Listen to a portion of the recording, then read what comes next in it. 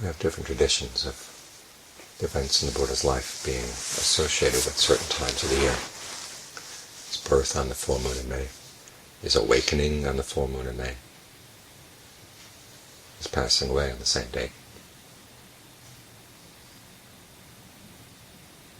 his first sermon, the full moon in July, the full moon in February marking both the time when he gave the Owada Patimokkha, Owada Patimokkha to 1,250 arahants, and the time toward the end of his life when he abandoned the sankhara, his intention to keep alive. He was going to die, he said, in 3 months' time. It's kind of ironic that you don't find those dates anywhere in the suttas.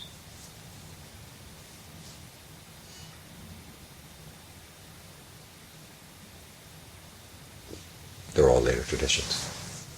But there is one event that is associated with a specific date. That's the Buddha's discourse on mindfulness of breathing. The full moon in November. 1 month after the end of the rains retreat. That's tonight. So it's good to think about how the Buddha taught breath meditation.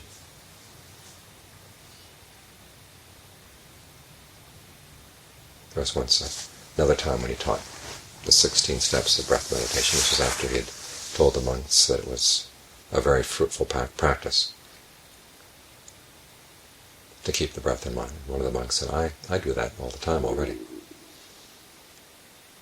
The Buddha asked him how he did it, and the monk basically said, well, I don't let my mind hanker at the future, and I don't let it get upset about the past. I try to keep it equanimous in the present moment as I breathe in, breathe out. The Buddha said, there is that kind of breath meditation, but that's not the kind that gives the best results. And he taught the 16 steps.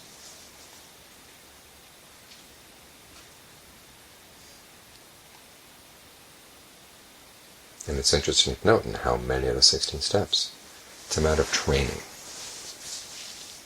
You train yourself. You learn how to do it. It's not simply passively watching the breath coming in, going out. In the beginning, the first 2 steps, you are simply has to be aware when the breath is long, when the breath is short. And then you train yourself. And in each of the trainings, the Buddha just gives a very simple statement of what's to be done, without much explanation. It means you have to engage in trial and error and figure out how to bring his instructions into your experience of the breath. First training is to be aware of the whole body as you breathe in and breathe out.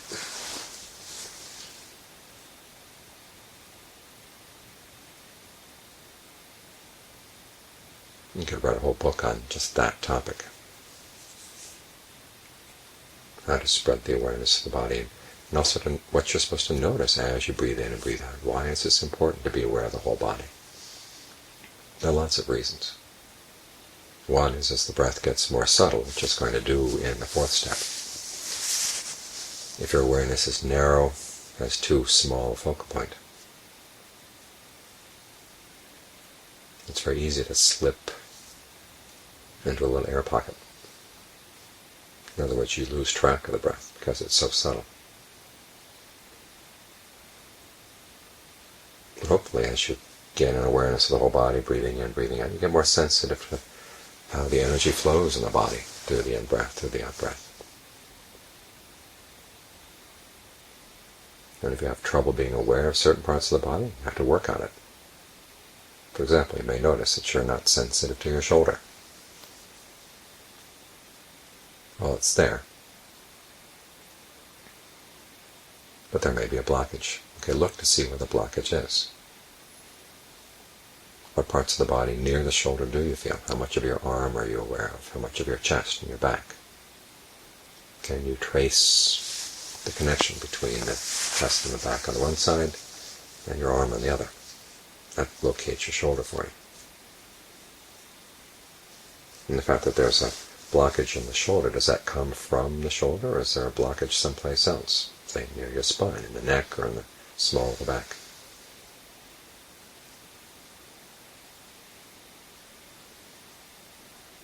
And how do you work up to being aware of the whole body? John Lee recommends that you do it section by section. And in the steps he gives in Method 2, I've talked to people who've had heart ailments. They say those are precisely the areas of the body you have to work on when your heart is not functioning well.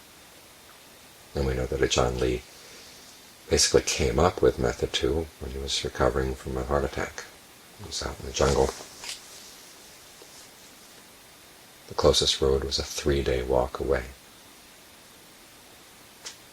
If he was going to get back out to civilization, he was going to have to put himself together. And so he used the breath.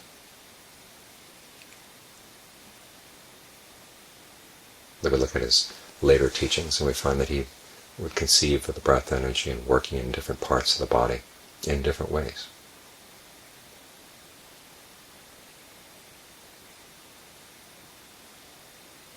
And that fact encourages us to look at our own bodies to see what works, which parts of the body need a special dose of breath energy and which ones come first, which ones come second. You can work it out in different ways depending on your own condition.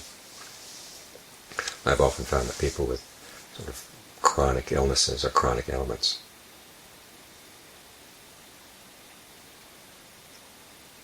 really get into the meditation in just this way, seeing how the breath can help with the ailment. John Furung once had a nun as a student who had just one illness after another. And so he told her every morning, get up and do your breath meditation as kind of a medical checkup to see where things are in the body today, what needs work. It gives you a specific goal to work with, a specific issue to work with. And as you work around that issue, you get more and more sensitive to the breath energy in the body and what it can do for you.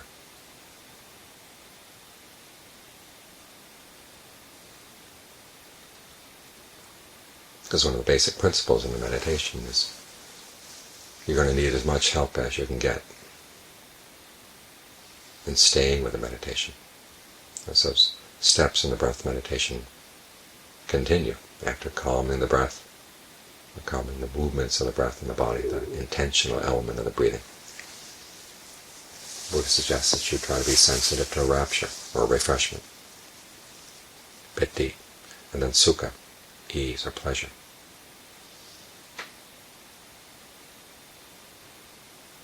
Because the ability to stick with the meditation requires that you get some physical pleasure out of it. And it gives you the strength to keep going.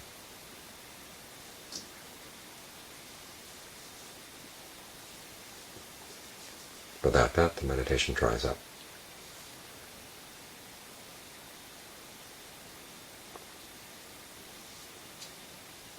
And here again, you'll find that the way you perceive the body, the way you perceive the breathing, plays a huge role. You become sensitive to that, and seeing which perceptions help to calm the breath, which perceptions help to calm the mind.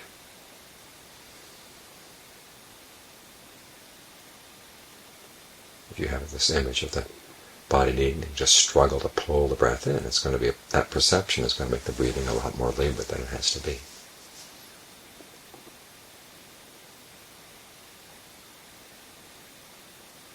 How else can you perceive the breath? John Lee talks of the breath centers, the forehead, the top of the head, the back of the neck, lots of places in the body. Think of those spots opening up. Or you can think of the breath coming in and out all the pores of the body. My last year in Thailand, I had a bad case of malaria, and after several days I found it was more and more difficult to breathe because with a parasite eating your red blood cells, the muscles were getting less and less oxygen, and the ones that were doing most of the work in the breathing were getting tired out. And I found that simply by changing my perception of where the breath was going to come in, it engaged a whole different set of muscles. And the breathing became a lot less laborious.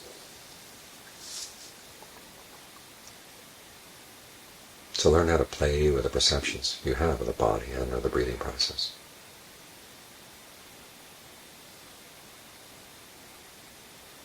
And the more the perceptions allow the breath to be a whole body experience, the calmer the breathing will be.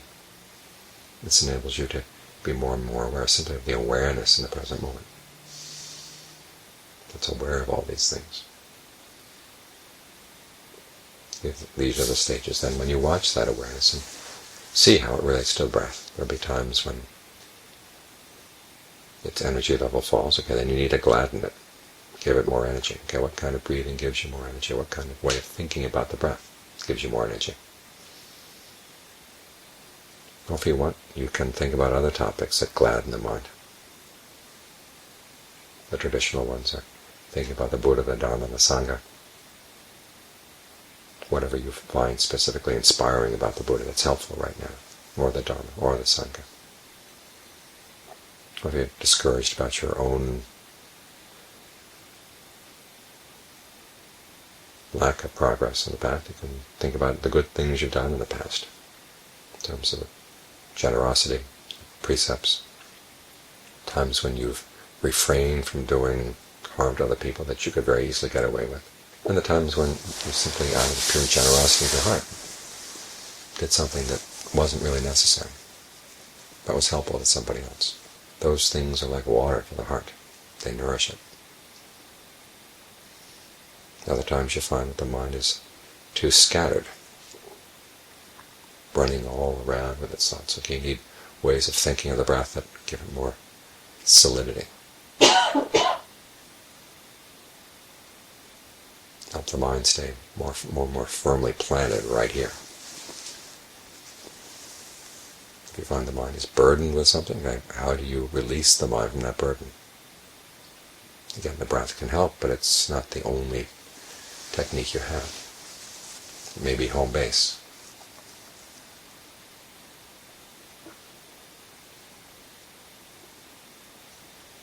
But that doesn't mean that you can't use other techniques as you find that they're helpful.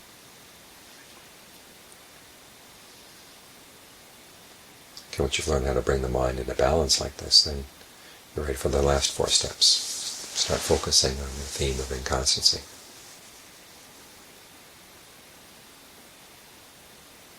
The best place to look for this is when the mind is really still.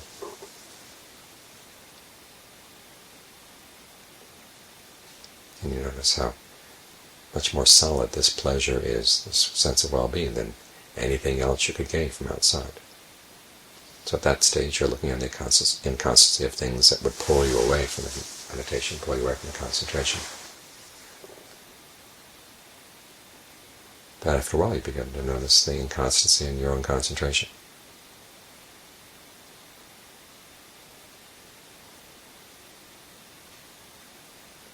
So you follow that theme.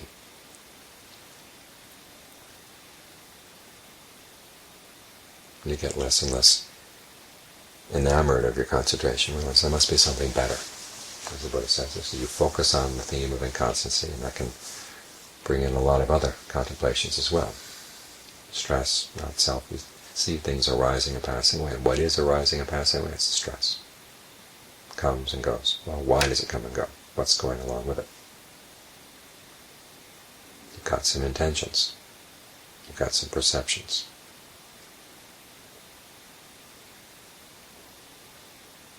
That cause it to arise. Well, when you see that connection, you realize that they're unnecessary. You don't have to function with those perceptions and intentions. You let them go. You get dispassionate for them, and as you get dispassionate for them, they stop.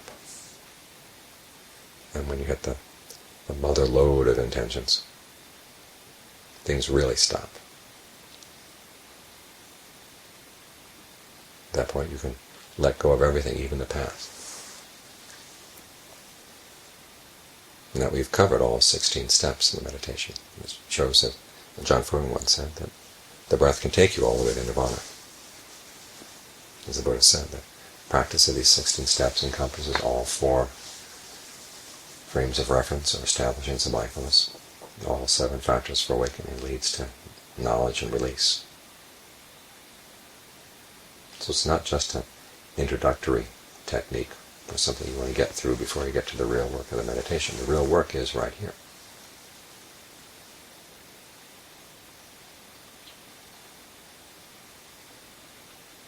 So do your best to keep the breath at the center of your awareness. Learn how to train the mind around the breath.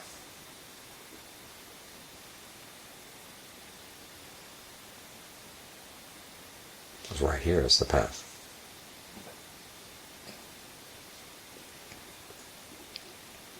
You follow the path of the breath. You get to the deathless through the body, staying with the breath like this, and training the mind around it, rather than training the mind out in terms of what you've read or what you've thought about or what preconceived notions you have about how things should go.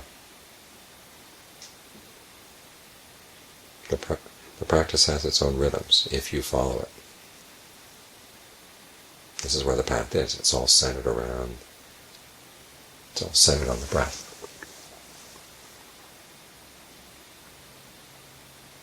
It's an embodied awareness that's going to ultimately touch the deathless. So do your best to be aware of the whole body as it relates to the breath, and the whole mind, all the activities of the mind as they relate to the breath.